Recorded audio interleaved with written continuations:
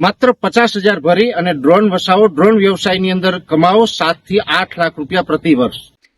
નમસ્કાર મિત્રો, ખાસ કરીને અત્યારે ગુજરાતના ઘણા બધા વિસ્તારો એવા છે જેને દુષ્કાળગ્રસ્ત જાહેર કરવા પડે તેવી પરિસ્થિતિનું નિર્માણ થયું છે। આગળ પણ વરસાદ થશે છતાં પણ અત્યારે વર્ષ છે એ નબળું છે। આ વિશેની સંપૂર્ણ વાત કરું એ પહેલાં હું આપને એ જણાવી દઉં, હમણાં થોડા સમય પહેલાં આપણે એક વિડીયો મૂક્યો હતો જેમાં આપણે જો આંબાનો બગીચો કરવો હોય અને કલમ વાવવી તો સારી કલમ બનાવતી જે નર્સરી હતી એની માહિતી આપી હતી ને એ વિડીયો પણ આ વિડીયોના અંતમાં સાઈડમાં બતાવવાનો છે। દરેક મિત્રો આ વિડીયોના અંતમાં એ વિડીયો જોઈ લેવાનો છે। હવે ખાસ કરીને જોવા જઈએ તો ગુજરાતની અંદર આમ તો રાજ્યની અંદર ચોમાસું છે 95% વિસ્તારની અંદર સારું પણ છે। આ એક ચોક્કસ છે કે 4-5 ઓગસ્ટ પછીથી અત્યાર સુધી કોઈ સારો વરસાદ છે રાજ્યની અંદર નોંધાયો નથી। છૂટાછવાયા અમુક વિસ્તારમાં હળવા સામાન્ય મધ્યમ ઝાપટા પડી રહ્યા છે, પણ કોઈ જગ્યાએ સારો વરસાદ છે એ આ ઓગસ્ટ દરમિયાન આપણે અત્યાર સુધીમાં નોંધાયો નથી। પણ હવે ખાસ કરીને જો આજે 17 ઓગસ્ટ થઈ ચૂકી છે અને હવે વાત કરવા જઈએ કે હવે પછી જો વરસાદ થશે, જોકે જો વરસાદ તો ઘણા બધા થવાના છે, ઓગસ્ટ એન્ડમાં પણ થવાનો છે,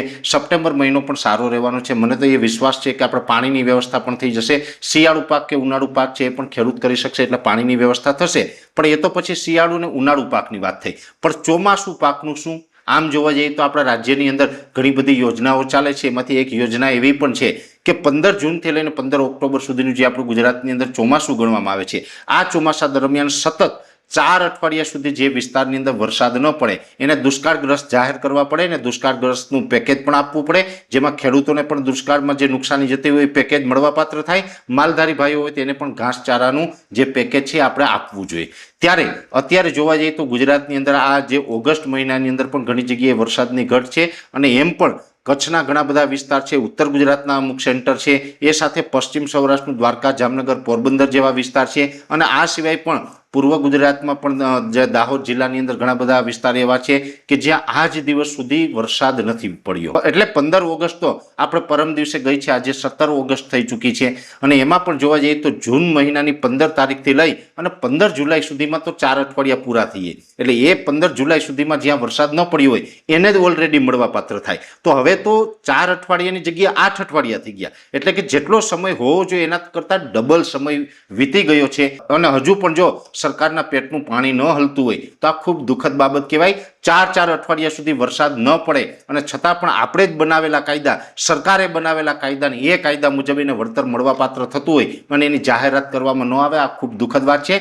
સરકારશ્રીને મારા તરફથી એક અપીલ છે કે જે વિસ્તારમાં કેનાલની વ્યવસ્થા છે, કેમ કે ગુજરાતની અંદર અમુક વિસ્તાર એવા પણ છે કે જ્યાં કેનાલથી પિયત આપી શકાય છે, તો કેનાલથી પિયતની વ્યવસ્થા કરાવે, એટલે કે કેનાલથી પાણી છે એ ખેડૂતોને આપે। સાથે જે વિસ્તારની અંદર કુવા કે બોરમાં પાણી છે ને પાણીવાળા વિસ્તાર હોય એને પણ અત્યારે દિવસનો પાવર અને 12 થી 14 કલાક જેટલો પાવર આપવો જોઈએ, જેથી કરીને ખેડૂત છે પોતાનો પાક છે એ બચાવી શકે।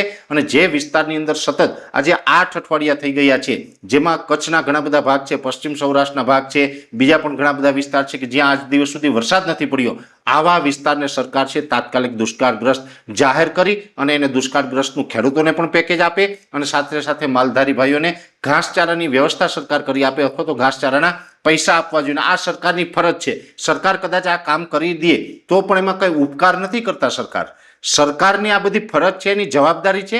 ખેડૂત હોય, માલધારીઓ, આ બધા જ ટેક્સના પૈસાથી સરકાર ચાલે છે।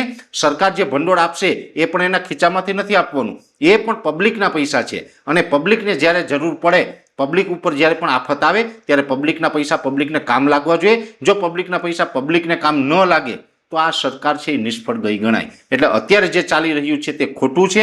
ખરેખર અત્યારે દુષ્કાળગ્રસ્ત ઘણા વિસ્તારને જાહેર કરી દેવા જોઈએ। ભલે હવે પછી કદાચ ઓગસ્ટ એન્ડમાં વરસાદ પડે, સપ્ટેમ્બરના પ્રથમ અઠવાડિયામાં સારો થાય, વર્ષ પછી ગમે એટલું સારું થઈએ તો પણ હવે જે ચોમાસું પાક હતો એ તો અત્યારે નિષ્ફળ ગયો છે ઘણા બધા વિસ્તારમાં અને એમાં પણ હવે કદાચ વરસાદ પડશે તો પણ મગફળી, કપાસ કે જે સારા પાક જેમાં આપણે ઉત્પાદન લઈ શકાય આવા પાકનું વાવેતર તો હવે કરી શકવાના નથી। હવે ખેડૂત છે અડદ, મગ કે કોઈ બીજા નાના મોટા પાક વાવે તો એમાંથી તો બહુ આવક નથી થવાની। એટલે હવે વરસાદ કદાચ ગમે એટલો પડે, કૂવા ભરાઈ જાય, છતાં પણ ચોમાસું પાકમાં કપાસ, મગફળી જેવા પાકનું જે વાવેતર થતું હતું એ હવે થવાનું નથી, ત્યાં પાક નિષ્ફળ ગયો છે।